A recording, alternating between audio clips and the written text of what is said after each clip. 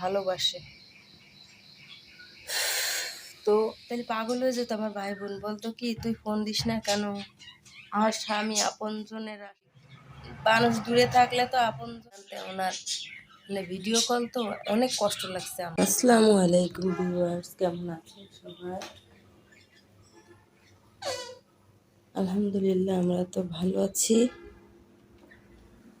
তো প্রতিদিনের মতো আজকে আরও একটা ভিডিও নিয়ে আপনাদের সামনে হাজির হয়েছি। আমার সকালের ব্রেকফাস্ট, এই দেখেন,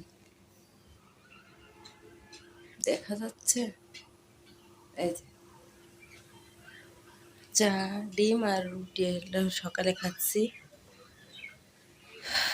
তো একটা কালকে আমাকে ফোন দিয়েছেন, ফোন দিয়ে বলেছেন যে আপু আপনার সঙ্গে কিছু কথা আছে, আমি বাইরে থাকি, আমি কিছু কথা বলতে চাই। তো আমি বললাম যে ঠিক আছে বলেন, আমি তো ব্যস্ত আছি।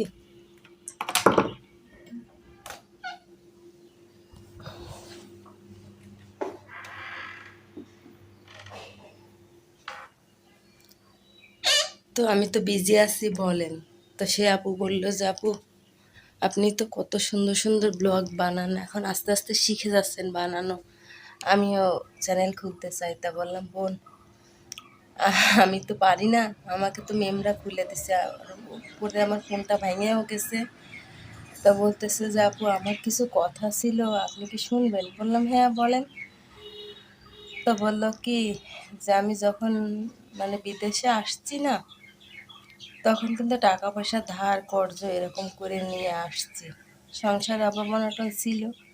ওনার একটা ছেলে একটা মেয়ে, ওনার বাড়ি মুন্সিগঞ্জ না কোন জায়গা যেন, আমার এত খেয়াল নেই, এরকম কিছু হবে। তো স্বামী হলো অসুস্থ ছিল, বিদেশে গেছে, যার পরে কাজ টাজ করে মোটামুটি টাকা ইনকাম করছে, অনেক কষ্ট হয়েছে, তারপরেও টাকা পয়সা ইনকাম করছে। এবার ছুটিতে আইছে না, আসে সব কিছু দেখছে না ঠিকঠাক আছে। এবার ঠিকঠাক থাকার পর উনি আবার গেছে বিদেশে, যাওয়ার পরে এখন ওনার আপনজনেরা মানে রক্তের সম্পর্ক বলেন, শ্বশুর বাড়ির মানুষ বলেন, আপন ভাই বোন বলেন, তারা এত ভালোবাসতেছে ওনার। উনি কয় কি আপু আমি বুঝতেই পারতেছি না যে আমার এত ভালোবাসতেছে কেন। ভাবলাম কি দূরে থাকি তো এই জন্য মনে হয় ভালোবাসে। তো শব্দ হচ্ছে বাইরে, কেউ কিছু মনে করবেন না। তো ভাবলাম যে দূরে থাকি এই জন্য মনে হয় আমাকে ভালোবাসে।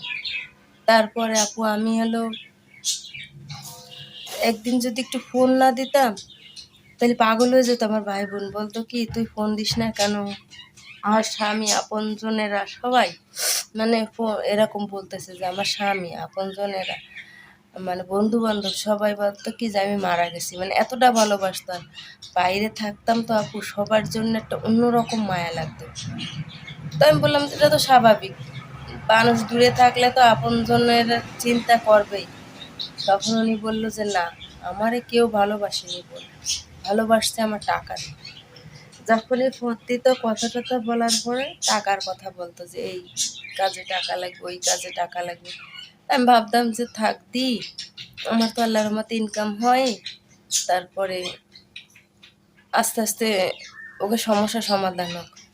এরকম করে করে করে করে টাকা পয়সা নিয়ে এবার দেশে যখন আসছে, দেশে আসার পরে আসি দেখে কোনো মানে ফ্যামিলির মানুষরাও দিছে, শ্বশুর বাড়িরেও দিছে, স্বামীরেও দিছে, এসে দেখে কোনো টাকা পয়সাই নাই, কেউ কোনো টাকা পয়সা ধারের টাকাও দিচ্ছে না।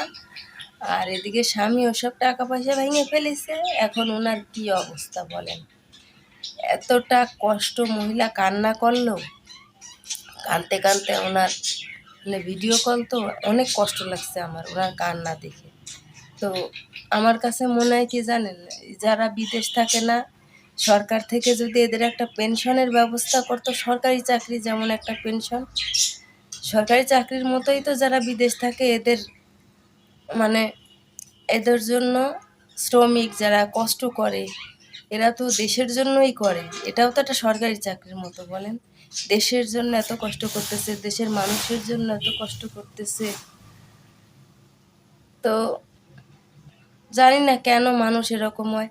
তো সরকার যদি এদের জন্য একটা মানে ভাতার ব্যবস্থা করতো তো ভালো হতো। এই যে দেখেন আমিও বিদেশ করে আসছি, কিন্তু আমারও তো সেই কষ্টই রয়ে গেছে, আমার কিন্তু শান্তি নেই, আমারও সেই একই কষ্ট রয়ে গেছে।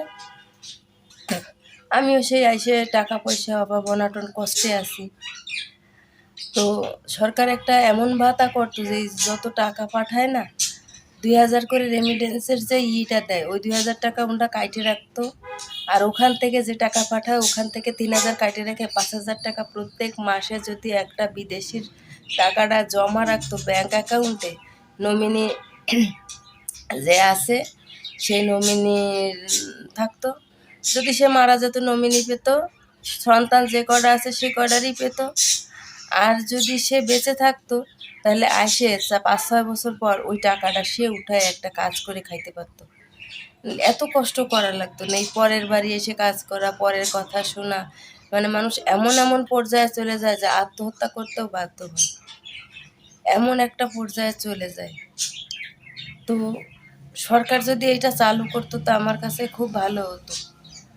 আর মহিলারাও খুব খারাপ লাগতেছিল, কান্না করে বলছে, আপু আমি আবার দেশে যে এসব না, মানে কিছু পাইনি, কিছু করিনি, তারপরে স্বামী একটা বিয়ে করে ফেলছে, বিয়ে করে ফেললে ও মহিলা আবার বিদেশে চলে গেছে, ছেলে মেয়েদেরও বিয়ে দিয়ে দিছে, চলে গেছে। উনি এই 10 বছর আর আসে না। কয় কি আপা আমার টাকা এখন ব্যাংক অ্যাকাউন্টে রাখি, উনি মনে হয় সম্ভবত ওমান না কোথায় থাকে, জিজ্ঞেস করতে মনে নেই আমার।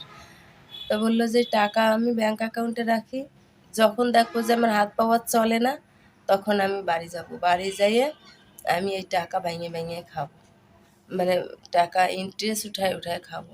আর কষ্ট আপু ভাল লাগে না জীবনে। যাদের জন্য এত কিছু করছি তারা কি করছে আমার জন্য? কিচ্ছু করেনি, আমাকে তারা কিছু দেয়নি, কোনোই করেনি। পরবর্তীতে শুধু সবাই বলে কি, উনি বলতেছে যে আমার ভাই বোন আমার বলে কি কি করছিস আমাদের জন্য, তারপরে আমার স্বামী বলে আমার জন্য কি করছিস আপা, যখন নেন তখন মানে এমন কষ্ট লাগে। আর সন্তানরা বলে ছোটবেলায় রেখে গেছো কেন? হুম, ছোটবেলায় রেখে কেন চলে গেলে? তা কেন যে আসছি এটা কিন্তু কেউই সঠিকভাবে বোঝেও না, বলেও না যে কেন আসছি, বুঝতেও চায় না। তা ওনার কান্না দেখে আমার কাছে খুব খারাপ লাগছে, বলছে আপা আমার জন্য দোয়া করেন, আমি আপনার ভিডিও সবসময় দেখি, উনি সব সময় আমার ভিডিও দেখে সব সময়। কয় কি আপা আমি আপনার স্ক্রিনশট পাঠাতে পারি যে না আপনার ভিডিও যে আমি দেখছি, কিন্তু কমেন্ট করা হয় না তেমন, আমি এত লেখাপড়াও জানি না, কোনো রকম একটু লেখাপড়া জানি। তো যাই হোক, মানুষের জীবন এরকমই। তবে সরকার, আমার জানি না আমার এই ভিডিওটা কে কে দেখবে আর কে কে না দেখবে, সরকার যদি এই ব্যবস্থাটা করতো যে যারা বিদেশ থাকে এদের জন্য একটা ভাতা করতো, তাহলে আর এই বিদেশ থেকে এসে এই লাথি উষ্টা খাওয়া লাগতো না, মানে ফ্যামিলিরও করা লাগতো না, মানুষের কথা শোনা লাগতো না, আর এত কষ্ট করাও লাগতো না, ভালো থাকতো সবাই, খুব ভালো থাকতো, খুব নিশ্চিন্তে থাকতো যারা থাকতো। তো আপুটার কান্না শুনে আমার মানে রাত্রে আমার ঘুম হয়নি, আমি কিন্তু সারা রাত ঘুমাইনি, 3টা বাজে তখনও ঘুমাইনি। আবার ভোর 6টার সময় কিন্তু আমি, 6টা না 5টা বাজে তখন আমি উঠছি। মানে খারাপ কতটা লাগছে, কতটা এফেক্ট করছে, কারণ আমিও বিদেশ ছিলাম তো, ওনার কান্না আমার অনেক খারাপ লাগছে।